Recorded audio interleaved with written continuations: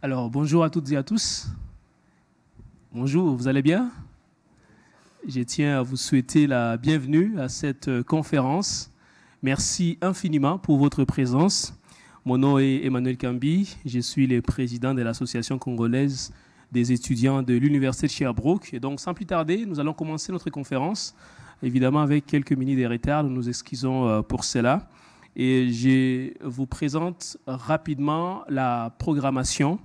Dans quelques instants, je vais vous parler du contexte dans lequel s'inscrit cet événement. Et ensuite, nous aurons M. Blaise Hassan qui va modérer cette conférence. Il va donc avoir cet honneur de présenter les différents intervenants, en tout cas les conférencières aussi. Et ensuite, nous avons en fait au programme trois principaux conférenciers. Nous avons Madame Laurence Morin. Tout à l'heure, M. Blaise Hassan va rentrer dans les détails. Et ensuite, après ces deux conférences, nous aurons un temps de pause où nous aurons à prendre quelque chose pour se rafraîchir. Nous reviendrons pour un autre intervenant qui va parler. Et voilà, donc ce serait un peu ça la conférence. Normalement, on va s'acheminer jusqu'à 16h top pour respecter les temps qui nous a été impartis. Et voilà. Alors, donc sans plus tarder, je tiens à vous présenter les contextes dans lesquels s'inscrit cet événement. La conférence Viol et violences sexuelles comme armes de guerre, cas de la RDC, République démocratique du Congo, est une première, en tout cas au niveau de l'association.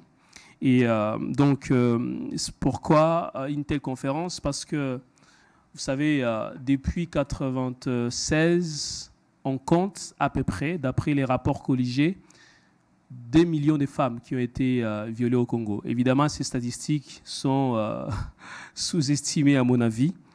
Et ce phénomène n'est pas seulement ici au Congo, il est aussi ici au Québec. Et donc, nous nous sommes dit justement pourquoi ne pas en parler pour briser ces silences. Et donc, c'est dans ces contextes-là justement que s'inscrit cette conférence, mais plus largement dans les contextes de la journée des solidarités internationales. Tout à l'heure, Madame Martine Paquette va dire un petit mot là-dessus, va, je pense, élaborer un peu plus davantage à propos de cette journée-là. Voilà un peu les contextes dans lesquels s'inscrit cette conférence. Donc, je vais passer maintenant la parole à M. Blaise Hassan, qui est le modérateur de la conférence. Merci.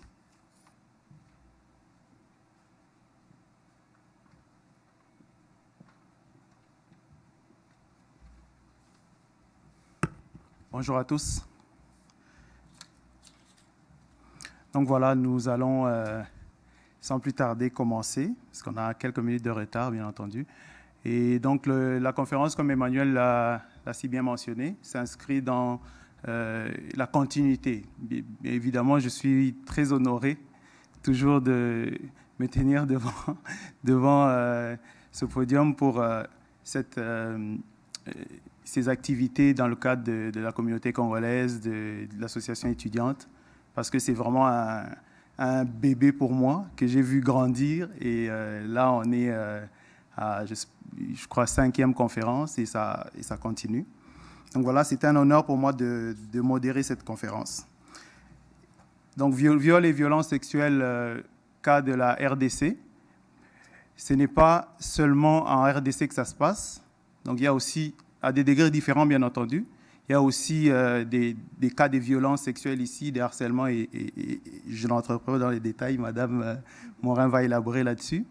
Donc voilà, je vais juste donner le titre de Madame Morin, comme ça elle va élaborer plus sur elle, comme ça on va rattraper un peu le retard. Donc Madame Morin est intervenante, Laurence Morin, intervenante en prévention et sensibilisation chez Calax Estrie. Donc, je vais laisser la parole à Madame Morin, comme ça, on sera dans le vif du sujet. Parfait, merci beaucoup. Bonjour, ça me fait plaisir d'être ici avec vous. C'est un honneur, en fait. Intervenante sociale au Calax Agression Estrie. Je vous présente le titre, tout d'abord, de ma conférence d'aujourd'hui, Violences sexuelles faites aux femmes au Québec, concepts, conséquences et attitudes aidantes. Un bref mot sur notre organisme, notre mission. Donc, on s'appelle CALAX pour Centre d'aide et de lutte contre les agressions à caractère sexuel. On couvre le territoire de l'Estrie. On est un organisme féministe, communautaire, donc les services sont gratuits.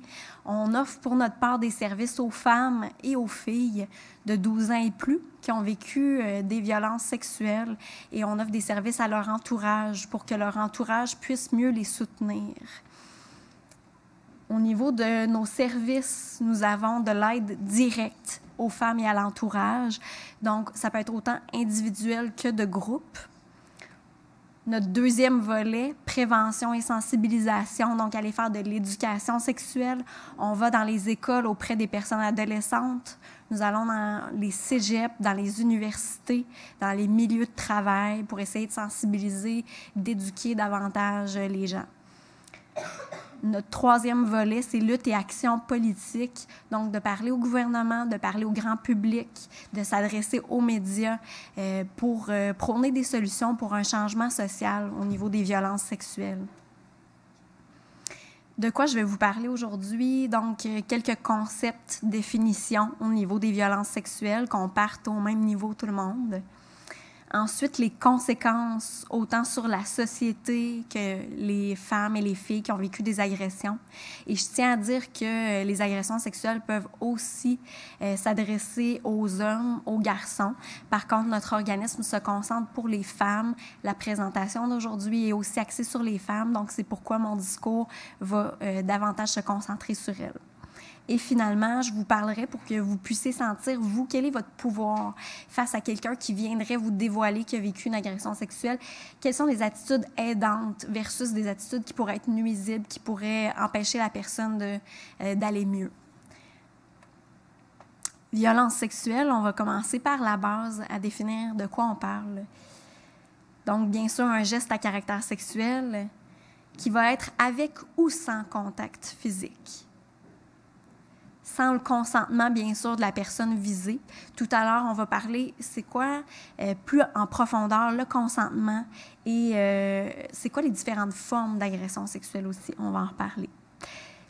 Ça peut être aussi fait par de la violence psychologique. Donc, il peut y avoir manipulation affective, chantage. Et les agressions sexuelles, pour nous, ce ne sont pas des gens qui ne sont pas capables de contrôler leur pulsion sexuelle. Ce sont des actes de domination où une personne va choisir de prendre du pouvoir sur une autre personne, va essayer de l'assujettir à ses propres désirs, sans considération pour les besoins limites de l'autre personne. Donc, il y a un abus de pouvoir dès qu'il y a une agression sexuelle. Utilisation de la force, qu'elle soit physique ou psychologique, de la contrainte, une menace qui va être soit subtile, soit directe. Et les agressions sexuelles, bien sûr, ça porte atteinte aux droits fondamentaux de la personne. Ici, je pense à l'intégrité physique, psychologique, à la sécurité de la personne. La culture des violences sexuelles, peut-être que vous avez déjà entendu l'expression « culture du viol ». Je tenais à dire un mot là-dessus, de quoi on parle, parce qu'il y en a de la culture des violences sexuelles au Québec, il y en a dans plein de pays à travers le monde. Une définition qu'on aime ici au CALAX, c'est une culture selon laquelle les idées dominantes, les pratiques sociales, les images qu'on voit dans les médias, les institutions sociétales, elles vont soit tolérer soit implicitement ou explicitement, les violences à caractère sexuel, en soit normalisant ou minimisant, donc banaliser la gravité, et en blâmant les victimes pour les abus subis, en déresponsabilisant les agresseurs. Donc, c'est de ça dont on parle quand on dit culture des violences sexuelles. Les formes, je tiens à vous dire, quand les femmes viennent dans nos bureaux et qu'on essaie de voir les différentes formes qui existent, parfois elles vont même prendre conscience que, OK, ça c'était une violence sexuelle. Le but, pourquoi je vous parle de ça aujourd'hui, c'est que probablement qu'on a comme référence viol, agression sexuelle avec pénétration, quand on pense à agression sexuelle, mais il y a une panoplie de formes. Donc, en parlant, on va pouvoir mieux les identifier quand elles arrivent, soit quand on le vit ou quand on en est témoin. Donc, quand on parle de blagues à caractère sexuel qui visent un individu ou de commentaires à connotation sexuelle sur l'apparence, sur le corps de quelqu'un, et que c'est non désiré par cette personne-là, que ça la met mal à l'aise, que ça lui cause un inconfort et qu'on n'est pas sensible à l'inconfort chez l'autre, on est en train de lui faire subir une violence sexuelle. Si on se rend compte de l'inconfort, on s'excuse, désolé, je voulais vraiment pas te mettre mal à l'aise, bien sûr, l'intention n'était pas une violence à ce moment-là. Des propos qui sont sexistes ou misogynes, donc haine et mépris des femmes. Le troisième, on voit ça dans des contextes universitaires beaucoup, le fait d'organiser des activités, par exemple dans les initiations, où il va y avoir une connotation sexuelle. C'est pas tout le monde qui est à l'aise avec ça.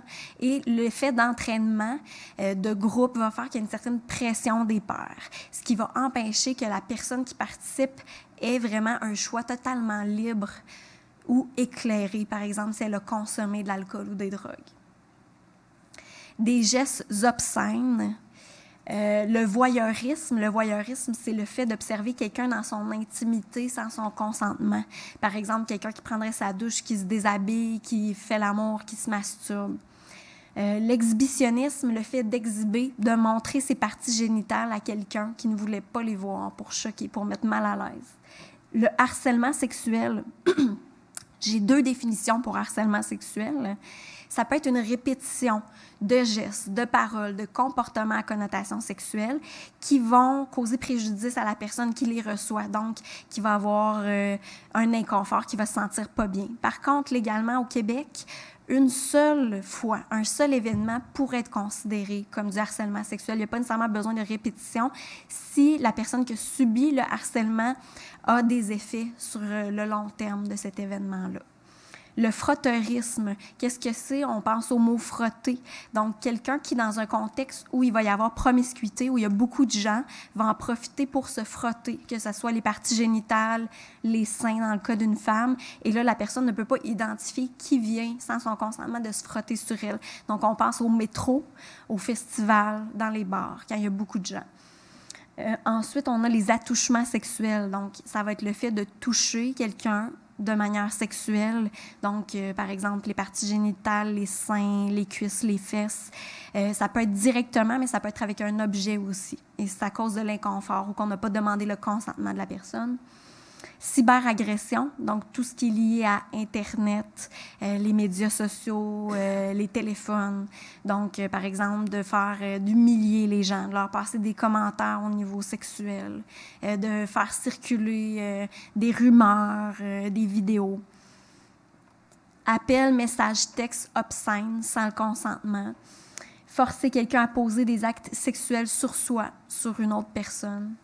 La prise ou diffusion d'images sexuées d'une personne sans qu'elle le veuille, ou si la personne est mineure, on va parler dans ce cas-là de pornographie juvénile.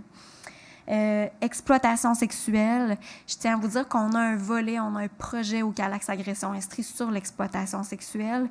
Rapidement, ce que j'entends par là, c'est dès qu'il y a échange de sexualité contre de l'argent, contre des biens, contre un loyer, contre une protection, on va considérer que c'est une violence sexuelle. C'est-à-dire que même si la personne, par exemple, qui se prostitue, on va parler, par exemple, des bars de danseuses au Québec, prostitution, massage érotique, pornographie. Même si la personne vous dit « ouais, mais je le fais de manière volontaire », il faut voir... c'est pas nécessairement un choix qui est si libre parce que c'est le résultat d'un cheminement de vie. La majorité des femmes ont commencé à 13-14 ans au Québec. Ça va être très facile d'y entrer, mais très difficile d'en sortir. Et il faut réfléchir en tant que problème social et non juste d'individu. Et souvent, il va y avoir que les besoins, limites, préférences du client ou de la cliente qui sont considérés, alors qu'on sait très bien que quelqu'un qui se prostitue, par exemple, va aussi avoir des limites et préférences et besoins au niveau sexuel, mais c'est comme si on les déconnectait, on ne considérait plus cette personne-là comme un être humain digne, qui a une intégrité. Donc, pourquoi on parle de violence sexuelle? Changement d'un paramètre, le dernier point, durant l'acte sexuel sans demander le consentement. Il y a une pratique, malheureusement, qui existe qui s'appelle le still thing. Donc, le fait que le partenaire, il y a une entente pour porter le condom au départ et pendant la pénétration, le partenaire va retirer le condom sans le consentement de l'autre personne. Ça, on va considérer ça comme une agression parce qu'on ne s'était pas entendu pour ça au départ. La personne peut courir des risques de maladie, de grossesse, etc. Agression par intoxication. Ce que j'entends par là, ça peut être autant volontaire qu'involontaire. Prise d'alcool, de drogue, de médicaments. On considère légalement au Québec que quelqu'un qui est intoxiqué, que ce soit volontaire ou non, ne peut pas consentir de manière éclairée à une relation sexuelle. Tout simplement parce que quand on a consommé, notre jugement est affecté, notre motricité, notre capacité d'élocution, et on ne prendrait pas les mêmes décisions que si on n'était pas intoxiqué. L'inceste, donc des gens d'une même famille qui vont avoir des relations sexuelles ensemble, on va considérer que c'est une violence sexuelle, c'est interdit par la loi. Pornographie juvénile avec des personnes qui sont mineures. Agression sexuelle collective, donc quand il y a plusieurs agresseurs. Et agression sexuelle multiple, donc quelqu'un qui va vivre plusieurs agressions dans sa vie, ou par exemple qui va vivre une agression qui correspond à plusieurs types d'agressions. Et il y en a d'autres, mais ça vous donne un portrait que la violence sexuelle, elle se passe à plein de niveaux. C'est pas seulement une pénétration, par exemple. Le consentement, rapidement, juste qu'on clarifie les nuances.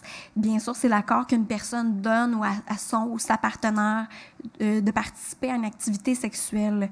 Pour nous, le consentement, il faut qu'il soit volontaire, qu'il soit libre, donc qu'il n'y ait pas de pression. Donc, la personne, si elle a une crainte, quand elle finit par dire oui ou elle cède, elle n'est pas totalement libre quand il y a une peur derrière son oui. Il faut que ce soit éclairé. Donc, ce que je vous parlais, par exemple, au niveau drogue, alcool, médicaments, mais aussi est-ce que l'autre personne m'a divulgué toutes les informations dont j'ai besoin pour prendre la décision. Par exemple, est-ce qu'il y avait une maladie sexuelle que je n'étais pas au courant? Sur l'activité sexuelle qu'on s'était entendu, est-ce qu'il y a un respect de ça? Il faut que ce soit clair, le silence n'est pas une preuve de consentement. Donc, j'invite les gens à être à l'écoute du non-verbal. Des fois, on va entendre « ouais, mais elle m'a pas repoussé, elle n'a pas crié non, elle n'a pas essayé de se sauver ». Une relation sexuelle, c'est deux personnes qui essaient de se faire du bien mutuellement. Donc, si on veut être en respect, puis prendre soin de l'autre personne, on va observer aussi son non-verbal. Il y a des gens qui sont moins à l'aise de communiquer verbalement et ça se voit, quelqu'un qui n'est pas à l'aise, qui n'est pas enthousiaste, quelqu'un qui est figé. Et dès qu'on a un petit doute, c'est simplement d'aller valider avec la personne. Est-ce que tu te sens bien? Est-ce que ça va? Donc, ça peut être autant de non-verbal, en fait. Il faut qu'il soit donné, bien sûr, personnellement, par la personne qui participe à l'activité sexuelle. Ça ne peut pas être quelqu'un d'autre qui me dit « OK, tu peux y aller, ma fille, je te donne la permission d'aller faire du sexe avec ma fille. » Il faut que ce soit elle, personnellement, qui donne son accord. Il n'y a pas de consentement si on est sous l'influence de drogue, d'alcool, si on est inconsciente ou dans un état de sommeil. Donc, l'idée, par exemple, de réveiller la partenaire ou le partenaire avec des caresses, ça ne veut pas dire que l'autre personne, 100% du temps, va avoir le goût. C'est vraiment d'aller valider avec elle. Une personne qui est en position de confiance ou d'autorité. Il faut vérifier, par exemple, dans des milieux de travail ou d'études, quelles sont les politiques, les règlements à cet effet. Mais en général, il y a des lois qui protègent qu'on ne pourrait pas, peu importe l'âge, avoir de relations sexuelles avec sa professeur, directeur, directrice de recherche, coach de sport. Pourquoi? Parce qu'on n'est pas considéré comme égaux. L'autre personne, elle a du pouvoir davantage sur nous. Elle pourrait décider de me retirer de l'équipe, de baisser mes notes à l'école, par exemple, si je refusais. Donc, on ne considère pas qu'on est égaux.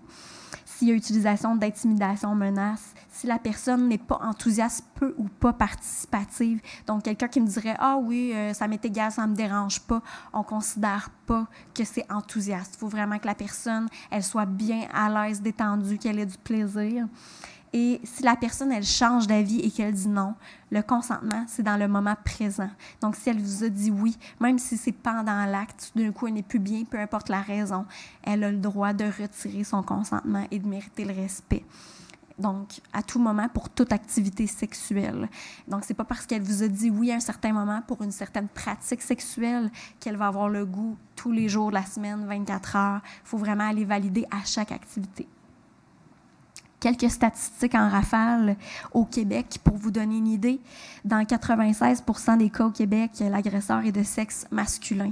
75% sont des agresseurs majeurs, 25% sont des agresseurs mineurs. Donc, il y a quand même un 4% d'agresseurs qui sont des femmes. Ensuite, 84% des victimes d'agressions sexuelles au Québec sont de sexe féminin. Ça veut dire qu'il y a quand même un 16% que ce sont des garçons qui se font agresser. 66% des victimes d'agressions sexuelles sont mineures, sont âgées de moins de 18 ans, c'est plus de la moitié. Donc, ils sont vulnérables. Les enfants, les adolescentes et adolescents sont souvent plus vulnérables. Au Québec, c'est une femme sur 3 avant l'âge de 16 ans qui va vivre une forme de violence sexuelle. Et c'est un garçon sur 6 au cours de sa vie qui va vivre une forme de violence sexuelle. La majorité des victimes au Québec, elles connaissaient leur agresseur. Ce n'était pas un inconnu dans une ruelle. Environ 82% des cas déclarés à la police, c'était quelqu'un qu'on connaissait, donc peut-être quelqu'un en qui on avait confiance. Donc, je vois souvent des cas, le père, le frère, le cousin, le conjoint, le grand-père, etc., l'ami. Plus de 75% des jeunes filles autochtones au Québec de moins de 18 ans ont été victimes d'agressions sexuelles. Il y a vraiment un problème de société ici. Une femme sur 9 au Québec va être agressée sexuellement au moins une fois par son conjoint. 95% des agressions sexuelles au Québec ne sont pas dénoncées à la police. Donc, seulement 5% des agressions qu'on connaît, qui ont été déclarées par sondage, vont à la police. On considère au CALACS que c'est un problème social et non juste pour la personne qui a vécu l'agression, un problème individuel. C'est à l'échelle sociale. Pourquoi, par exemple? Parce que les conséquences ne vont pas toucher que la personne qui s'est fait agresser, mais tout son entourage va être complètement chamboulé par l'agression. La peur de se faire agresser n'est pas seulement chez la victime qui a vécu, mais la majorité des femmes portent en elles la crainte de vivre une agression. Parce que les agressions sexuelles s'inscrivent dans une problématique plus large de violence faite aux femmes. C'est un problème social. Et que ça découle directement dans notre historique de rapports inégaux entre les sexes. Finalement, c'est un phénomène qui est maintenu dans l'ensemble de la population par de fausses croyances, des mythes et préjugés qu'on a qui souvent vont culpabiliser la victime, déresponsabiliser l'agresseur. Par exemple, de demander à la fille, mais c'était quoi ton comportement? Est-ce que tu as flirté? Est-ce que tu as été clair? Est-ce que tu as crié? Est-ce que tu l'as repoussé? Comment tu étais habillée? Qu'est-ce que tu avais bu? Qu'est-ce que tu lui as dit? Donc là, c'est comme si on remettait le poids de l'agression à la personne qui s'est fait agresser, ce qui fait pas de sens. Une agression, c'est 100% la personne qui décide de commettre les gestes. On est toutes et tous responsables des gestes qu'on commet. Je vous donne maintenant quelques conséquences vraiment pour l'individu, pour la personne qui a vécu l'agression. On parle de femmes, mais ça pourrait être des conséquences chez les hommes aussi. Quand je rencontre les femmes dans mon bureau, j'ai 2 pages complètes de conséquences possibles pour les aider à identifier ce qu'elles vivent, de relier, OK, ça, ce comportement-là que j'ai, c'est peut-être lié aux agressions sexuelles que j'ai vécues. Je vous en passe quelques-unes rapidement. Conséquences physiques, s'il y a eu de la violence, des blessures physiques, tellement de stress, les personnes peuvent vivre des troubles digestifs, gastro-intestinaux, des troubles du sommeil, donc une grande fatigue. On sait comment le manque de sommeil, ça affecte le quotidien, des cauchemars, migraines, maux de tête, nausées, tellement de tensions, maux de dos. Ensuite, dysfonction sexuelle, ce que j'entends par là, ça peut être toutes les nuances sont possibles. On peut avoir les extrêmes, quelqu'un qui voudrait plus du tout avoir de relations sexuelles, quelqu'un qui aurait une panoplie de partenaires sexuels. Ça peut être vu parfois inconsciemment comme une tentative de reprendre son pouvoir ou alors qu'on a intériorisé qu'on était un objet sexuel depuis qu'on est tout jeune, par exemple. Des maladies sexuelles, le sida, une grossesse non désirée, de l'automutilation. J'ai été surprise en travaillant au CALACS comment il y en avait beaucoup de femmes que je rencontrais qui se mutilaient, que la souffrance est tellement grande qu'elles ont besoin de faire ça, de la sortir d'elles, de se faire cette violence-là. Douleurs musculaires, des complications gynécologiques, c'est fréquent. Si on regarde quelques exemples de conséquences psychologiques, de l'anxiété, de l'angoisse, donc de s'inquiéter pour quelque chose qui n'est pas nécessairement encore arrivé, mais d'avoir l'impression qu'il y a toujours du danger. Un stress post-traumatique, le sentiment d'être anormal, sale, des phobies, de l'hypervigilance. Hypervigilance, c'est ce concept-là où on a toujours l'impression qu'il y a une menace, qu'il y a quelque chose qui va nous arriver. On s'inquiète constamment. Tristesse, désespoir, état dépressif, de la colère, de la rage, de la culpabilité, de la honte. La majorité des personnes que je rencontre se sentent coupables, se sentent honteuses. Entre autres, je vois ça comme un des effets de notre culture des violences sexuelles où on responsabilise tellement les personnes qui se font agresser qu'elles en viennent à croire que c'est de leur faute. Perte d'estime de soi, l'impression de ne plus avoir de valeur, d'avoir de la difficulté à s'aimer, à s'estimer. Méfiance, peur, sentiment de trahison. Vous vous rappelez, au Québec, c'était environ 82% des cas où c'était quelqu'un qu'on connaissait, peut-être quelqu'un qu'on aimait, en qui on avait confiance. Donc après ça, c'est difficile d'avoir des repères, mais en qui je peux avoir confiance. Idées suicidaires, tentatives de suicide, malheureusement.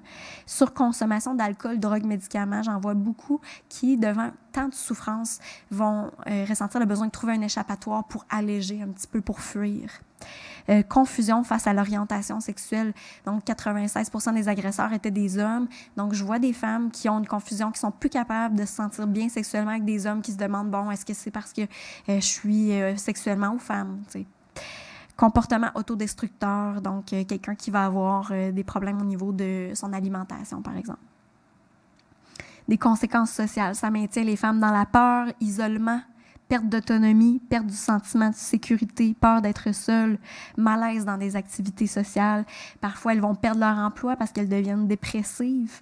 Donc là, tout ce qui vient avec, la pauvreté, l'insécurité, perte de confiance envers les autres. Dans le cas des adolescentes, elles peuvent être retirées de leur milieu familial, être placées. Je passerai, mettons, à l'étape des attitudes aidantes. Si quelqu'un vous dévoile qu'elle ou il a vécu une agression sexuelle, qu'est-ce qui serait le plus soutenant? J'ai 12 situations que je vous propose. Première étape, je vous propose vraiment de croire la personne.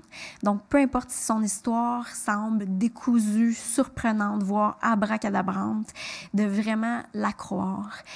Parce que ça a été démontré que quand on mettait en doute la parole, qu'on questionnait vraiment la femme, ça pouvait avoir comme impact qu'elle se referme, qu'elle n'en reparle plus de sa vie, voire que ça prenne des années avant qu'elle n'en reparle. Et je peux comprendre des fois qu'on se pose des questions, ça peut être légitime, mais de vraiment pas le faire sentir à la femme. Donc, ce que je dis quand il y en a qui me demandent, moi, mais toi, ça t'arrive pas de douter comme intervenante, c'est pas mon travail. Je ne suis pas avocate, je ne suis pas juge. Donc, mon but n'est pas de faire la preuve de l'agression. Mon but est de vraiment soutenir la femme. Donc, si quelqu'un vient se confier à vous, le but, c'est vraiment de la soutenir. D'écouter sans juger. Donc, parfois, quand on essaye maladroitement de parler, on peut arriver avec certains préjugés, avec certaines fausses croyances qui vont heurter. Donc, de privilégier vraiment d'écouter d'abord et avant tout, d'offrir une présence réconfortante, d'éviter des questions suggestives qui pourraient mettre mal à l'aise la personne qui a vécu l'agression. De respecter son rythme, son vécu, ses mots. C'est-à-dire que parfois, quand c'est quelqu'un qu'on apprécie, qui nous confie ça, on veut la protéger, on est inquiète ou inquiet, c'est normal, et on a parfois le réflexe de jouer à l'enquêtrice ou à l'enquêteur. C'était qui? Qu'est-ce qui t'a fait? C'est arrivé quand? Mais tout ça a comme effet de retraumatiser la victime. Donc, vraiment de se centrer sur elle. La victime est plus importante que les événements. Donc, se centrer sur comment elle se sent dans le moment présent, d'éviter de lui poser des questions. Et si elle est prête, si elle, ça lui fait du bien de vous parler des détails, elle va le faire à son temps, à elle, de lui vraiment, de ne pas émettre une position de pouvoir où on tente de soutirer une information d'elle. De recevoir sans amplifier et sans minimiser. J'entends par là que c'est sûr que les personnes que vous allez rencontrer, elles vont pas réagir de la même manière. Par contre, une agression sexuelle, ça va toujours toucher l'intégrité de la personne. Ça va toujours toucher son intimité. Donc, dans un cas ou dans l'autre, de pas banaliser. Par exemple, dans les conséquences, de pas lui dire « Ah, ben au moins, toi, c'est juste des attouchements. » Ou « Ah ouais, moi, je connais telle personne, c'est pire, hein? Toi, au moins, il a pas porté atteinte à ta vie. » Dans le cas des conséquences, on considère qu'il n'y en a pas de pire que d'autres. Il n'y a pas de forme d'agression plus grave que d'autres, même s'il y en a qui sont plus impressionnantes. En termes de conséquences, ce qu'on observe, c'est que c'est beaucoup plus lié à la personne qu'à la forme d'agression. Donc, il y a des facteurs de risque. C'était sa combienième agression sexuelle? Elle avait quel âge? C'était quoi son lien avec l'agresseur? Elle était en quel état de santé mentale au moment où c'est arrivé? Comment on a accueilli son dévoilement? Il y a des facteurs de protection. Donc, vraiment, de ne pas minimiser ce qu'elle a vécu. Toutes les femmes, dans ce qu'elles vivent, elles sont légitimes de leurs émotions, finalement. Et de ne pas dramatiser, parce que quand on devient nous-mêmes là, comme super émotive ou émotif, ça peut rendre ça plus traumatisant pour la victime.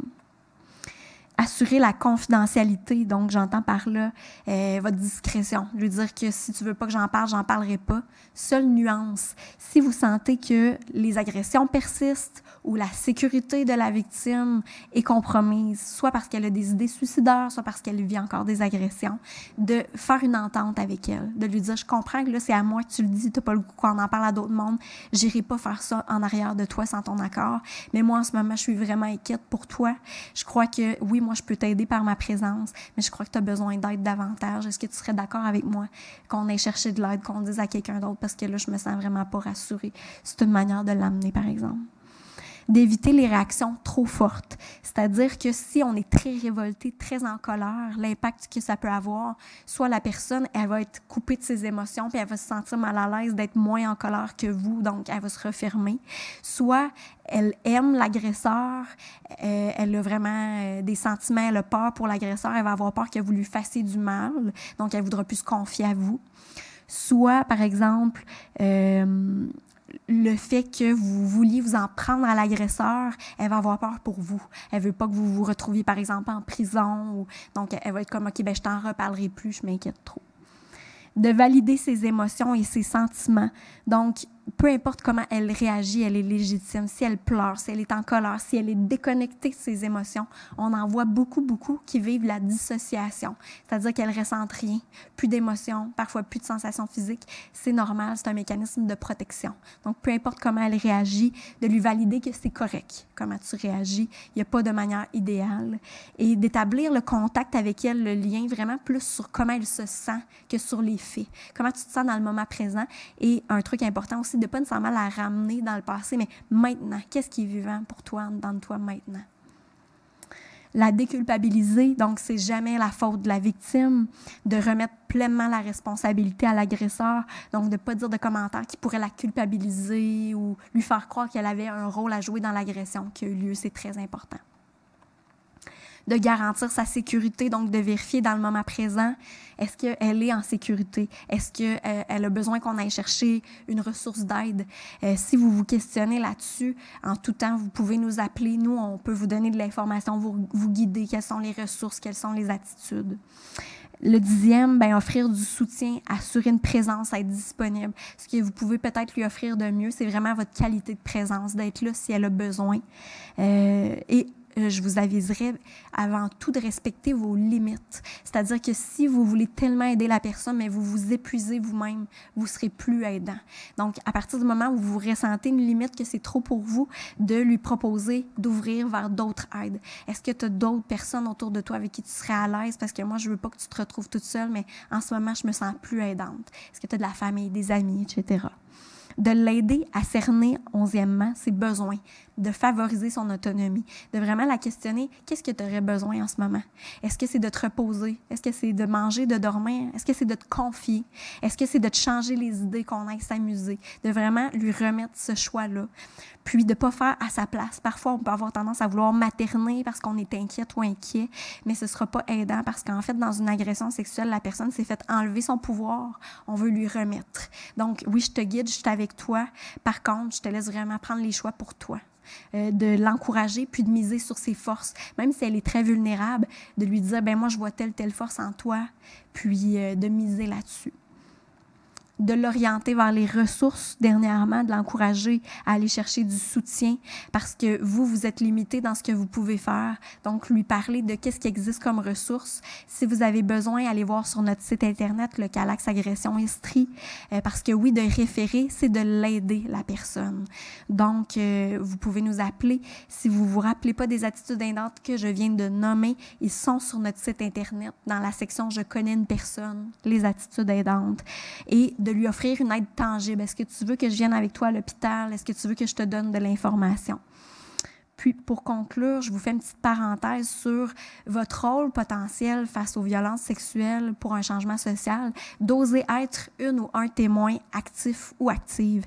Vous savez, tout à l'heure, on a parlé des différentes formes d'agression sexuelle qui se produisent. Si jamais vous êtes témoin d'une de ces formes, qu'est-ce qu'on peut faire? On a tendance parfois à se dire, ben moi, je me sens impuissante, quelqu'un va faire quelque chose, mais à un moment donné, personne ne fait rien et on est tous témoins. Donc, ce qu'on propose, première étape, de remarquer, de prendre conscience qu'il se passe quelque chose. Quelqu'un est en train de faire des commentaires, des gestes déplacés. Deuxièmement, d'interpréter le non-verbal. Est-ce que la personne a l'air à l'aise? Est-ce qu'elle a l'air d'avoir son consentement à ce moment? Troisièmement, de se responsabiliser. Si je me dis, ben quelqu'un qui connaît ça mieux que moi va agir à un moment donné, personne ne fait rien. Donc, vraiment me dire, moi, je me sens concernée. J'ai le goût qu'il y ait moins de violence sexuelle. Donc, oui, ça me concerne. Et est-ce que si je fais rien, je vais aider l'agresseur? Et si je fais quelque chose, je vais aider la victime. Donc, je me responsabilise. Comment j'agis? La quatrième étape, agir, distraire, déléguer. Si vous vous sentez en sécurité, vous pouvez peut-être agir directement. Si vous voyez que, OK, c'est sécuritaire, je peux juste m'interposer, des fois, ça peut être suffisant pour que la personne voit qu'on l'a vu, elle arrête ses gestes. Mais si je me sens inconfortable, ça peut être indirectement. C'est-à-dire que je peux appeler la sécurité de l'université, je peux appeler la police, par exemple. Donc, de vous assurer que vous êtes toujours, vous, sain et sauf. Vous pouvez distraire. Si vous sentez que c'est pas trop dangereux, vous pouvez arriver, échapper un verre, aborder les personnes, hop, les gestes arrêtent. Et de déléguer. Si vous, vous êtes mal à l'aise, OK, tel ami, je sais que cette personne-là oserait plus s'interposer, mais dans tous les cas, peut-être d'aller voir une personne organisatrice. Bref, de s'assurer qu'il y a quelqu'un qui va faire quelque chose et que vous avez fait des démarches. Vous pouvez jouer un rôle face aux violences sexuelles. Donc, de reprendre notre pouvoir par rapport à ça. Et je tiens à dire, pour terminer, que nous soutenons les femmes qui sont au Congo, que nous vous soutenons dans votre lutte, que vous n'êtes pas seuls et que le lien est là. Nous sommes avec vous. Donc, je vous remercie beaucoup de votre écoute, puis une bonne continuation.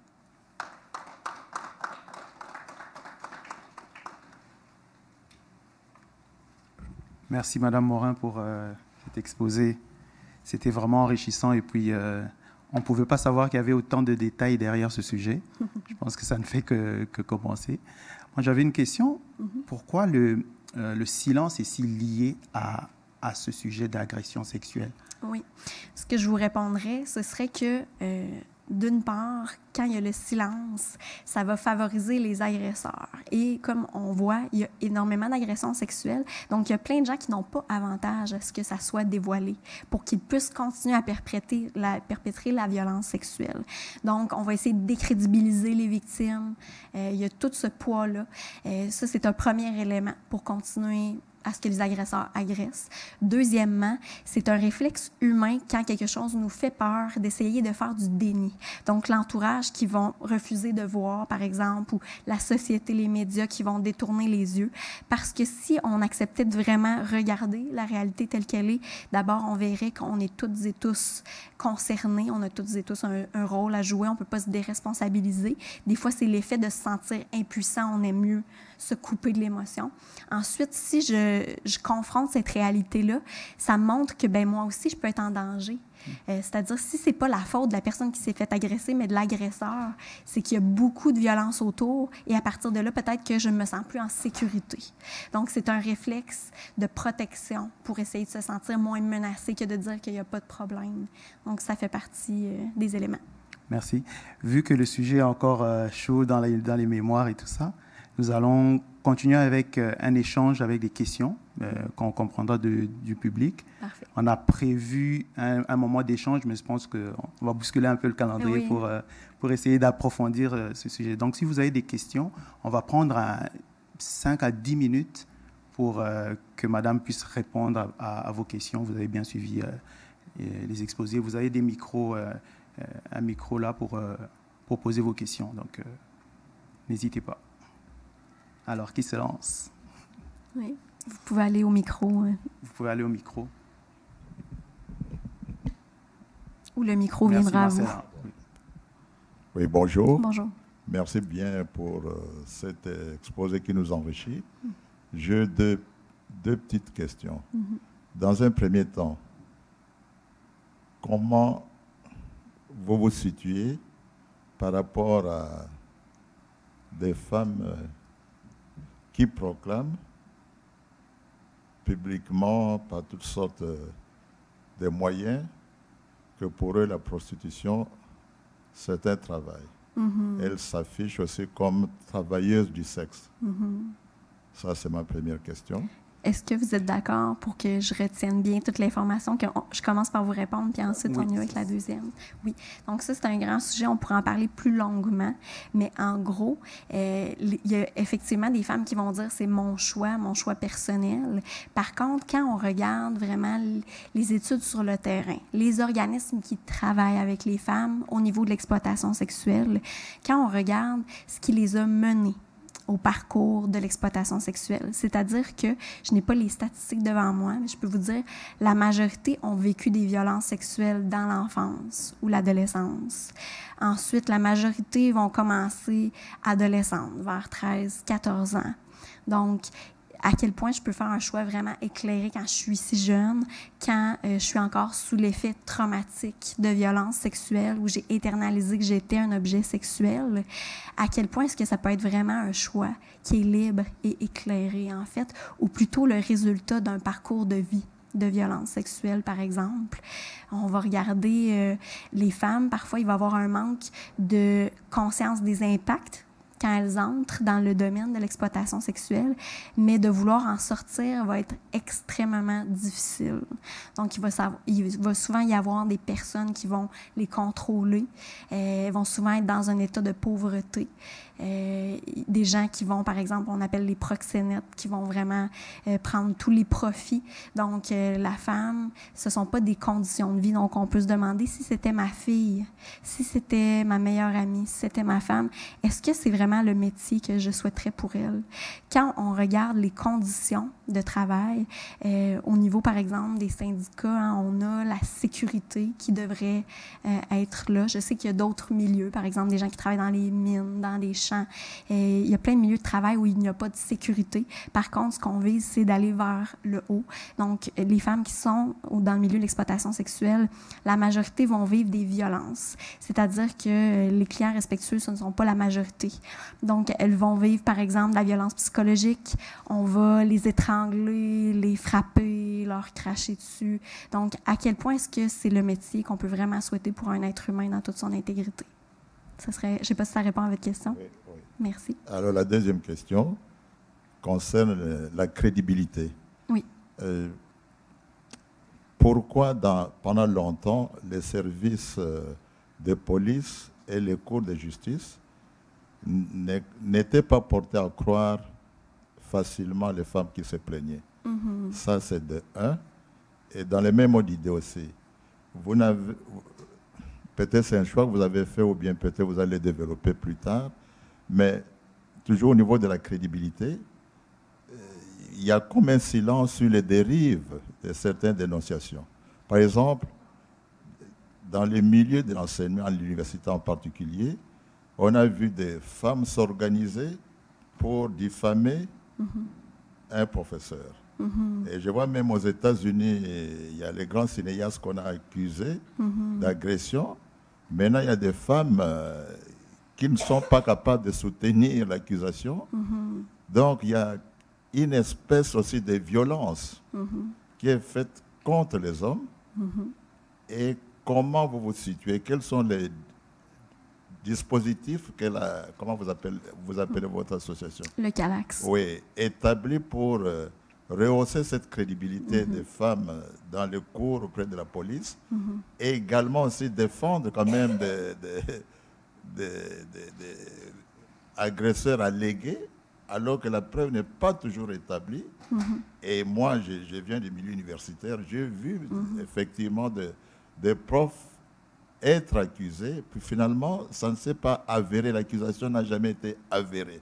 Alors dans la CALAC, il n'y a pas de dénonciation, de mise en garde contre ce genre de comportement finalement qui discrédite légèrement, bien entendu, la lutte contre les violences sexuelles. OK. C'est ma dernière question, merci. D'accord.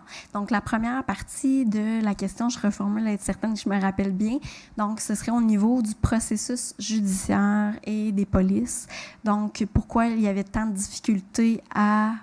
C'était quoi? À croire les victimes ou tellement de doutes? Oui. Et ça, je pourrais dire que c'est quelque chose qu'on peut observer encore. Je ne voudrais pas généraliser, mais on peut encore observer des comportements où on va remettre en doute les comportements de la victime. Donc, comment ça fonctionne, le système judiciaire au Québec? C'est innocent jusqu'à preuve du contraire. Donc, il y a un fardeau de la preuve qui repose sur la victime. Donc, on doit prouver hors de tout doute raisonnable qu'il y a eu agression. Donc, on voyait des conditions où, par exemple, les personnes avocates pouvaient croire qu'il était vraiment arrivé quelque chose, mais on n'avait pas de preuve hors de tout doute pour pouvoir porter accusation, car notre système de justice veut protéger des gens innocents d'aller en prison, par exemple, au contraire du système de justice aux États-Unis. Dans le cas des agressions sexuelles, c'est très mal adapté à ce système-là, dans le sens où qu'il y ait des preuves, ça va être plutôt rare. C'est-à-dire qu'il faut que ça fasse moins de 6 jours que la personne est à l'hôpital, qu'on prenne des extraits d'ADN pour pouvoir avoir une preuve. Donc, ce ne sont pas toutes les femmes qui vont le faire. Ensuite, comme preuve, est-ce qu'il va y avoir des vidéos, des photos? Rarement. Est-ce qu'il va y avoir d'autres témoins? Rarement. Tous ces éléments-là propres à une agression sexuelle vont faire que ça protège finalement l'agresseur ou ça rend ça plus difficile à démontrer hors de tout doute raisonnable. Ensuite, pour ce qui est des fausses accusations, quand on regarde au Québec, je peux parler vraiment pour notre réalité, quand on regarde les gens qui sont allés dénoncer dans les postes de police et on se rappelle que c'est seulement, quand on regarde par sondage, les gens qui ont déclaré vivre une agression sexuelle, c'était seulement 5 % qui se rendaient porter plainte. Fait que là, on a un tout petit pourcentage de la population. Combien de pourcentage de ces plaintes-là ont été démontrées comme finalement c'était de fausses accusations? Sur le 5 % des gens qui dénoncent, ce sont seulement 5,9 % des accusations qui étaient fausses. Donc, une très petite minorité. Et quand on les compare à l'ensemble des autres types de crimes, donc c'est-à-dire quand il va y avoir à la police des dénonciations de vol, de homicide, de violence, tout ce type-là, les fausses accusations se tiennent aussi à une moyenne de 5 %. Donc, il n'y a pas plus de fausses accusations au niveau des agressions sexuelles que pour les autres crimes au Québec. Donc, oui, tout à fait, je suis d'accord avec vous pour dire qu'il peut y avoir des dérives, il peut y avoir de fausses accusations, mais c'est important de se rappeler que ce sont une minorité et que le système de justice est très difficile, en fait, d'arriver à prouver la culpabilité de quelqu'un. Donc, il faut faire attention que ce ne soit pas nos mythes et préjugés qu'on retourne à responsabiliser la victime, en fait. Ce sont de très bonnes questions. Je vous remercie de m'avoir donné la chance de clarifier ça. On va prendre une autre question. S'il vous plaît, juste vous présenter avant de poser la question. On est en web diffusion, donc voilà. Merci. Ah, OK. Émilienne Mampouya, aujourd'hui, je représente la FEAS, l'Association féminine pour l'éducation et l'action sociale. Et moi, ma question, enfin, par rapport à la question de M. Mbatika tout à l'heure, c'est pas pour dire qu'il n'y a pas de fausses accusations, mais le problème fondamental, je pense, vient de... Il n'est pas juste légal, c'est un problème de société. Au niveau de la société, les jeux de pouvoir, les jeux de manipulation, une société où la place de la femme n'est pas la place de l'homme, une société où c'est l'homme qui écrit les règles, c'est l'homme qui est le chef de famille, c'est l'homme qui est le chef de police, c'est l'homme qui est le chef d'État, c'est l'homme qui est au-dessus de tout et où la femme n'a pas toujours eu une voix. C'est sûr que les femmes se battent depuis pour avoir une voix, pour arriver aujourd'hui à pouvoir dénoncer. Il a fallu beaucoup d'années, beaucoup d'accusations sans suite. Donc moi, je pense que le problème est sociétal. C'est quoi la place de la femme dans cette société? Est-ce qu'elle pense qu'elle a une voix à la FEAS, on dit la voix des femmes. Oui. Elles se sont battues 50 ans juste pour pouvoir écrire leur nom sur un chéquier, juste pour pouvoir voter, juste pour pouvoir faire ci. Alors, ne me dites pas que quand on se retrouve dans un cercle familial, que tout d'un coup, elle a une voix pour dire ce que son oncle, son cousin lui fait. D'abord, personne ne va l'écouter. Et deuxièmement, comme on l'a dit, comment elle va le prouver? Oui. Comment elle va le prouver? Est-ce qu'elle va se dire, OK, là, je vais mettre mon téléphone, je vais enregistrer. Et encore, tu vas devant le juge et puis un juge te dit, tu n'avais qu'à serrer les cuisses. C'est des attitudes, c'est des raisonnements qui font qu'on doit aller au-delà du système juridique, au-delà des gens qui dénoncent, mais aller voir au fond la société. Tout à fait. Je vous remercie beaucoup de ramener ce point. Je crois que vous êtes arrivé pas au début, en fait, de la présentation. Il y avait une partie de la présentation qui traitait de ça, mais je vous remercie de le ramener, de réinsister là-dessus. Je vais juste remettre rapidement l'image qui portait là-dessus.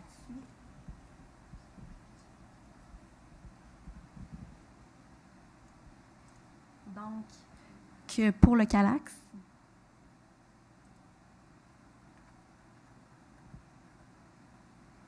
je le répète et je vais tout à fait dans votre direction et notre organisme va dans cette direction-là, qu'avant tout, oui, c'est pas qu'un problème légal, c'est pas un problème individuel. Les agressions sexuelles sont un problème social. Donc, parce que les conséquences touchent la majorité de l'entourage. Puis, ce que vous dénonciez, en fait, c'est que ça découle directement de notre historique où il y avait des rapports inégaux entre les femmes. Donc, autant les systèmes de pouvoir, les systèmes religieux, j'ose le dire, où les femmes étaient inférieures. Donc là, l'homme peut, donc c'est dans 96% des cas, les agresseurs sont des hommes, l'homme peut dominer finalement et sans qu'il y ait nécessairement un soulèvement social parce qu'à l'échelle de la société, il y a beaucoup de sexisme, encore énormément de culture des violences sexuelles. Donc, ça fait partie des fausses croyances qui sont là. Donc, oui, nommons-le, on ne le nommera jamais assez à quel point l'égalité des sexes est nécessaire pour surmonter le défi des violences sexuelles. Je vous remercie beaucoup.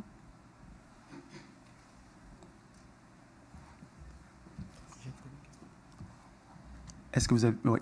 On va prendre une autre question. De toute façon, on est déjà dans la lancée sur le sujet. Donc, vous avez le programme, mais on va respecter l'heure de départ. On l'a plus ou moins respecté. Et l'heure de fin. Mais sinon, on va aménager pour que le sujet se tienne jusqu'à la fin. Allez-y avec votre question. Merci beaucoup. J'ai suivi avec attention votre présentation. Vous pouvez rapprocher votre micro. Merci. C'est bon, vous m'entendez? Oui. OK, merci. J'ai dit que j'ai suivi avec... Je m'appelle Jean, je suis étudiant ivoirien. J'ai été invité par mon ami très cher et que c'est un sujet aussi qui me passionne. Mais j'ai deux questions. Et la première rejoint celle du doyen au niveau de la crédibilité. Avant de suivre, en suivant l'actualité avec les dénonciations aux États-Unis et je crois l'association Minto, je crois, quelque chose comme ça, je me dis que la crédibilité du mouvement féministe commence à être mise en cause par le fait que l'agression sexuelle a une définition très vaste. Ma première question, c'était de savoir qu'est-ce que vous entendez par frotteurisme. Nous qui prenons le bus, si je rentre dans le bus et que le bus est bondé un jeudi soir et que sans me rendre compte, ma main touche le sein d'une fille et que je m'excuse, est-ce que cela peut être qualifié comme frotterie si elle se plaît? En fait, si vous avez pris la peine de vous excuser, d'être désolé que vous ne répétez pas le comportement et que votre intention est vraiment bienveillante, bien, ça va être un accident et non une agression sexuelle. Là. Okay. Oui, je ne sais pas si ça répond à votre question. Oui, ça répond. C'est une seule fois, je ne répète pas. Maintenant, la deuxième question, c'est qu'on a vu avec la nomination à la Cour suprême du juge Cavano en France, avec le fait que Macron n'ait pas accepté que ces deux ministres accusés d'agression sexuelle puissent démissionner. Il y a, au fait, le mouvement féministe vient avec le fait que les médias condamnent directement l'agresseur sans que la justice n'ait condamné déjà la personne. Ce qui fait qu'à un moment donné, on se dit que le féminisme commence par mener une lutte contre les hommes. En fait, c'est l'impression qu'on a, où, à force de suivre aussi des débats, d'aucuns viennent dire que le mouvement féministe commence à mener une lutte contre les hommes et pas uniquement pour le droit des femmes. En plus de ça, il y a des femmes aussi qui disent que leur voix n'est pas forcément portée par le féminisme, de sorte à ce que toute voix discordante contre le féminisme est automatiquement condamnée. On a vu dans un journal français où il y a 100 femmes qui ont écrit un éditorial pour s'opposer au mouvement féministe. Mais ces femmes ont automatiquement été accusées, ont totalement été accusées, d'autres ont même été insultées, qualifiées de prostituées et autres. Alors qu'elles sont des mouvements qui disent que la voix n'est pas forcément celle qui est portée par le mouvement féministe. Donc, votre question, c'est comment... Est-ce que la crédibilité du mouvement féministe ne vient pas du fait que la définition est tellement vaste et que de deux, le jugement est automatiquement médiatique que juridique? Vous me direz si ça répond à votre question. C'est sûr qu'au sein du mouvement féministe, il va y avoir des individus.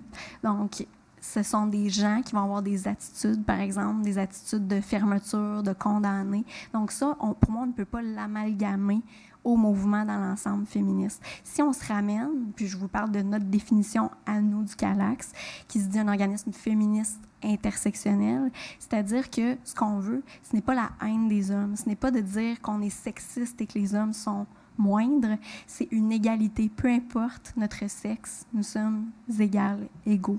C'est vraiment ça le concept de base. Puis ensuite, s'il y a des gens qui utilisent la bannière du mouvement féministe pour avoir des comportements sexistes envers les hommes, bien, peut-être que ce sont eux qui vont le plus avoir de visibilité, qui vont le plus attirer l'attention. Mais par contre, pour moi, ce n'est pas représentatif de l'ensemble du tout. Donc, il faut se ramener vraiment à qu'est-ce que veut le féminisme en tant que tel, l'égalité des sexes. Je ne sais pas si ça répond. Oui. Merci beaucoup, Madame Morin. Et je pense qu'on va juste peut-être préciser qu'est-ce qu'est le CALAX, parce qu'on le suit en web diffusion. Donc... Oui, tout à fait. Je l'avais dit au début, mais je le redis avec plaisir. Donc, CALAX, Centre d'aide et de lutte contre les agressions à caractère sexuel. On couvre le territoire de l'Estrie. Nous, on se dédie aux femmes et aux filles qui ont vécu des agressions sexuelles et à leur entourage pour pouvoir les soutenir afin qu'elles, eux, soutiennent mieux la victime qui a vécu des agressions. Un volet d'aide directe auprès des victimes, donc que ça soit autant individuel que de groupe pour briser l'isolement, développer la solidarité. Deuxième volet, prévention, sensibilisation pour s'éduquer collectivement au respect, au féminisme, aux relations intimes égalitaires. Et un volet de lutte et action politique. Donc, de parler au gouvernement, de parler aux médias, d'amener une vision pour tendre vers un changement social. Donc, n'hésitez pas à nous contacter si vous avez des questions. On est un organisme où les services sont gratuits, un organisme communautaire. Merci beaucoup. Nous allons remercier Mme Morin par des... Merci beaucoup. Et donc voilà, nous aurons un moment d'échange. Donc ça fera... on va plus approfondir sur des commentaires et puis des questions en même temps. Là, nous allons remercier... je pense que j'ai rattrapé un peu mon retard. Hein. Nous allons remercier nos partenaires. Et donc, 2 interventions vont suivre juste après. Et puis, on va prendre la pause. Pendant la pause, il y a l'équipe technique qui va faire des tests pour la prochaine intervention. Donc, Mme Morin va rejoindre le public et puis on va la rappeler pour le moment d'échange que nous aurons. Donc, dans nos partenaires, c'est vraiment la genèse de ce projet qui s'inscrit dans le cadre des Journées québécoises de solidarité internationale. Donc nous avons le Carrefour de solidarité internationale qui nous soutient dans cet élan. Et donc l'initiative vient certes de la communauté congolaise, mais on a du soutien du CALAX, du Carrefour de solidarité internationale. Donc je vais inviter Madame Martine Paquette pour glisser un mot sur le Carrefour de solidarité internationale, suivi de Monsieur Ntam Dangue, qui est le président de l'Organisation des professionnels congolais du Canada, qui est aussi partenaire de ce projet. Donc voilà. Et après, nous allons prendre la pause. Madame Martine.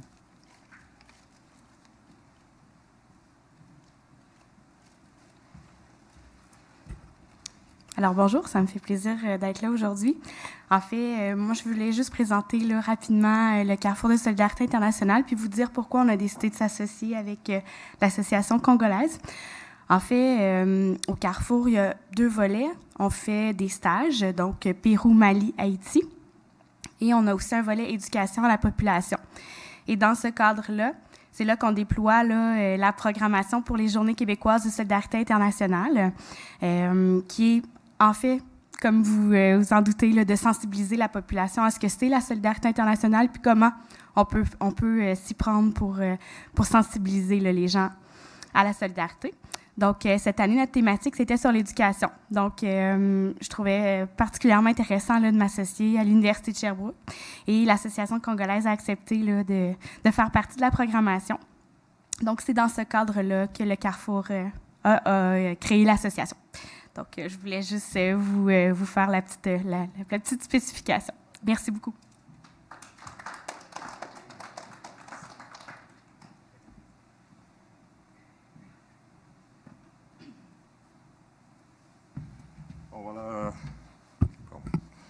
Je vais me présenter. Dans mon nom, Ntam Dangue, je suis président de l'Organisation des professionnels congolais du Canada. Je voudrais d'abord remercier les participants, les organisateurs d'abord, et puis ici je voudrais un remerciement particulier à M. Kambi et M. Hassan pour l'organisation de l'événement et de toute leur équipe évidemment, à qui ils peuvent transmettre mes félicitations et aussi mes remerciements pour cette organisation.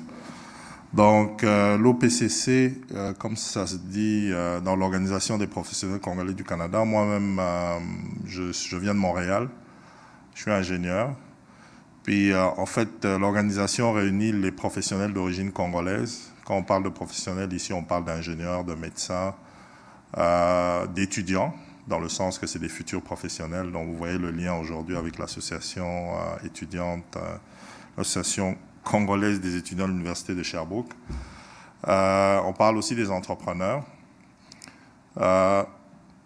Bon, le but de l'OPCC, je ne pense pas que je vais beaucoup parler là-dessus. Le thème est suffisamment grave pour qu'on puisse l'aborder. Je vais un peu aborder là-dessus, mais si je peux résumer le sens de l'organisation, le but, les objectifs de l'OPCC, c'était en fait, ça a pour but de faciliter l'intégration socio-professionnelle des professionnels d'origine congolaise au Canada. Ça peut être aussi bien en mentorat qu'en leur permettant d'avoir des modèles. Surtout quand on arrive avec un diplôme étranger, il y en a beaucoup pour ceux qui ont des pères fondateurs en fait, de cette organisation ont vécu beaucoup cette situation-là. Et par moments, c'était un handicap et une difficulté qu'ils devaient surmonter. Et dans ce sens-là, et dans le but justement de faciliter aux générations futures, ils ont créé une organisation pour baliser en fait ceux qui viendront après plus tard, leur permettant ainsi ou leur facilitant en fait l'intégration professionnelle au Canada. Je pense que ça fait rapidement le résumé de l'organisation. Je vais parler de viol et violences sexuelles comme arme de guerre en République démocratique du Congo. Je pense que la thématique est suffisamment sérieuse. Puis la raison pourquoi on s'est associé à ça, c'est d'abord parce qu'évidemment ça touche le Congo. Pour les membres de l'OPCC, c'est notre pays d'origine. Deuxième chose, c'est parce que la gravité de la chose est telle que c'est même inédit en fait dans l'histoire de l'humanité. On en parle très peu. Mais ce qui se passe au Congo, je pense qu'aussi loin qu'on peut aller dans l'histoire, c'est du jamais vu. Mais malheureusement, on n'en parle pas pour diverses raisons. Et une occasion comme celle-ci est une occasion de rappeler qu'il y a des drames qui se sont faits, et il y a des drames qui se font toujours. Puis quand je parle de drame, Madame a parlé entre autres tout à l'heure de problèmes sociaux. Et puis Madame Mampouye aussi a parlé de problèmes de société. Puis je mets moi l'accent, et puis moi c'est une analyse que j'ai déjà fait une fois où on parlait de cette problématique. Je vais mettre moi l'accent sur le geste lui-même, mais je vais parler des conséquences. Parce qu'il y a des conséquences, et les conséquences sont parfois beaucoup plus graves que le geste même qui est posé au moment. Dans ce cas précis, à cause de la façon dont les sociétés dans lesquelles ces femmes vivent est structurée, il y a une exclusion qui se fait. Il y a des femmes qui se sont vues, après avoir été victimes de l'agresseur, se sont vues faire exclure du village, du foyer, parce que l'acte qu'elle venait de vivre était un acte indigne. Donc là, elle est doublement victime. Elle vient de vivre un viol, donc un acte sexuel non voulu, avec un étranger, mais en plus de ça, son mari ou les membres de sa société immédiate, son village, l'excluent à cause de ça. Ça, c'est une première dimension. Deuxième dimension, pour celles qui n'ont pas l'opportunité ou le choix d'accoucher de cet enfant-là, ils doivent accepter un enfant qu'ils n'ont pas nécessairement désiré. L'aimer, probablement aussi, pas très probablement, parce qu'elles n'ont quasiment pas le choix, le faire grandir. Puis ça, c'est un autre drame. Puis je dis souvent aux gens, le problème du viol au Congo, il est devant nous, il n'est peut-être même pas encore derrière nous. Parce qu'on a toute une génération d'enfants qui vont naître, qui aujourd'hui tournent autour de 15 ans, mais je dis entre 10 et 15 ans, toute une génération d'enfants, et quand je parle d'enfants, on parle de dizaines de milliers, là, on ne parle pas juste de un petit nombre, qui seront nés de ces relations-là. Qu'est-ce qu'on en fait? Est-ce que quelqu'un y réfléchit? C'est quoi qui va se passer avec ces enfants-là? C'est quoi le statut de ces enfants-là? Ces enfants sont nés d'une violence. Puis je pense que ça, c'est un problème auquel, à un moment donné, la République démocratique du Congo aura à faire face. Mais je ne pense pas que c'est juste la République démocratique du Congo. Je pense qu'il y a une responsabilité humaine et une responsabilité humanitaire ici, en fait, qui doit être prise en charge par l'humanité entière pour essayer de régler ce problème-là, d'autant plus qu'on connaît, dans certains cas, quelles en sont les origines, et que, en fait, l'humanité n'a en partie pas fait grand-chose pour que ça puisse s'arrêter. Donc, il y a une dimension là qui est en fait extrêmement grave et puis qui va probablement s'amplifier.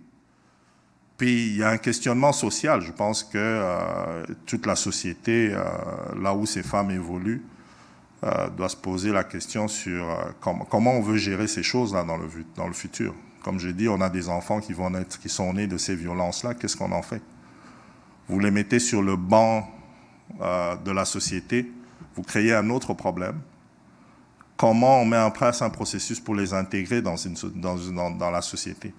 Donc il y a une réflexion très très profonde, une réflexion sociétale qui doit se faire aussi au niveau des sociétés africaines et congolaises par rapport à cette situation, et qui doit amener les décideurs et les différentes échelles de hiérarchie sociale à prendre des orientations dans l'intérêt d'assurer en fait une certaine paix sociale qui doit venir avec. Et puis, Madame Mampouye l'a dit, elle l'a peut-être dit de façon diplomatique, mais la réalité, c'est que jusqu'à un certain point, la société doit avoir le courage de commencer à faire des réformes par rapport à la relation homme-femme pour pouvoir remettre de l'ordre dans un certain nombre de choses. Et ça va prendre des gens avec du courage.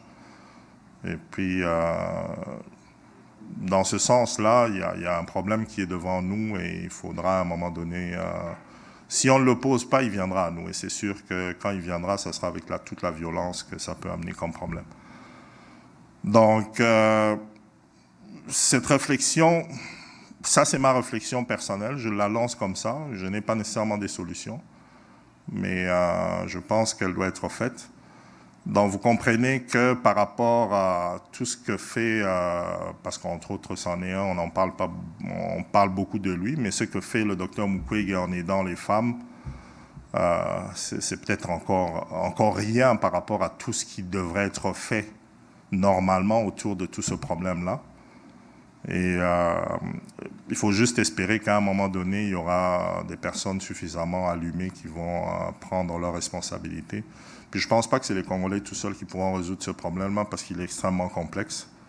Ça prend aussi de l'expertise, ça prend des gens qui peuvent accompagner des différentes associations peut-être qui naîtraient de tout ça ou qui existent déjà pour pouvoir amener des pistes de solutions afin de résoudre, ou en tout cas essayer de résoudre le problème. Donc voilà en gros, et puis donc je ne vais pas aller plus loin par rapport à ça. La dernière chose, je vais dire juste par rapport à ça, je vais utiliser un mot que moi-même j'ai, à force d'observer la problématique, qui définit pour moi un peu la situation et la gravité de la situation qui se passe actuellement ou qui s'est passée, ou les conséquences en fait de ce qui se passe en République démocratique du Congo. Moi, j'appelle ça carrément un génocide psychologique qui se fait au niveau de d'une catégorie de femmes. Puis je pèse bien mes mots, un génocide psychologique. Parce que les conséquences psychologiques sont énormes. Puis elles ne sont pas mesurables parce qu'elles ne sont pas physiques. Mais vous venez justement d'énumérer toute une panoplie des conséquences. Je pense qu'il y en a beaucoup qui s'appliquent à la République démocratique du Congo et j'ai entendu des histoires de femmes qui pendant 3-4 ans ne parlaient pas du tout, avaient arrêté de parler complètement. Donc ça, ce sont les histoires dont on parle, mais il y en a combien dont on ne parle pas. Voilà, donc dans ce sens-là, je voudrais encore une fois remercier l'Association congolaise des étudiants de l'université et puis la communauté congolaise aussi de l'Estrie de mettre en avant cette problématique à travers cet événement. Et puis, écoutez, si ça peut réveiller 2-3 personnes, on espère que ça va être la goutte qui va faire qu'un jour le vase sera plein et puis on va en parler beaucoup plus souvent et on va prendre action de façon beaucoup plus sérieuse. Voilà, je vous remercie et bonne journée.